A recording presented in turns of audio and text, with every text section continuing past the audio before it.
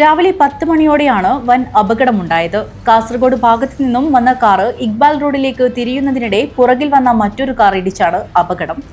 അമിത വേഗതയിലെത്തിയ car ഇടിച്ച് മുന്നിലുണ്ടായിരുന്ന car തലകീഴായി മറിഞ്ഞു. കാറ് ഒരു സ്കൂട്ടറിലും ഇടിച്ചു.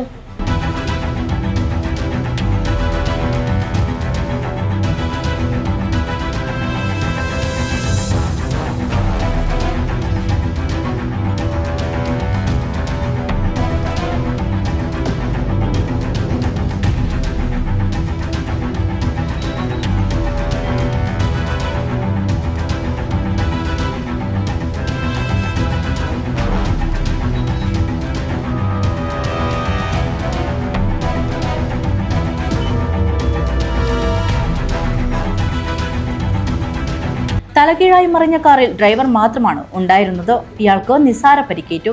കാറ് പൂർണ്ണമായും തകർന്നു. അപകടത്തിനിടയാക്കിയ കാറ് ഡിവൈഡറിൽ ഇടിച്ച നിലയിലാണ്. ഇക്ബാൽ ജംഗ്ഷനിൽ പോലീസ് നിയന്ത്രണങ്ങൾ മറികടന്ന് വാഹനങ്ങൾ കടന്നുപോകുന്നത് അപകടങ്ങൾ പതിവായിട്ടുണ്ട്. ഇക്ബാൽ ജംഗ്ഷനിൽ നിന്നും കാഞ്ഞങ്ങാട് ടൗണിലേക്ക് പോകേണ്ട വാഹനങ്ങൾ ചെമ്മണ്ണൂർ ജ്വല്ലറിക്ക് സമീപമുള്ള ടേണിലൂടെയാണ് പോകേണ്ടത്. എന്നാൽ പോലീസ് മുന്നറിയിപ്പ് ബോർഡ് ഉണ്ടെങ്കിലും മിക്ക വാഹനങ്ങളും ഇക്ബാൽ ജംഗ്ഷനിൽ നിന്ന് തന്നെ തിരിഞ്ഞു പോകുന്നതാണ് അപകടത്തിനിടയാക്കുന്നത്. News bureau, Kanhangad.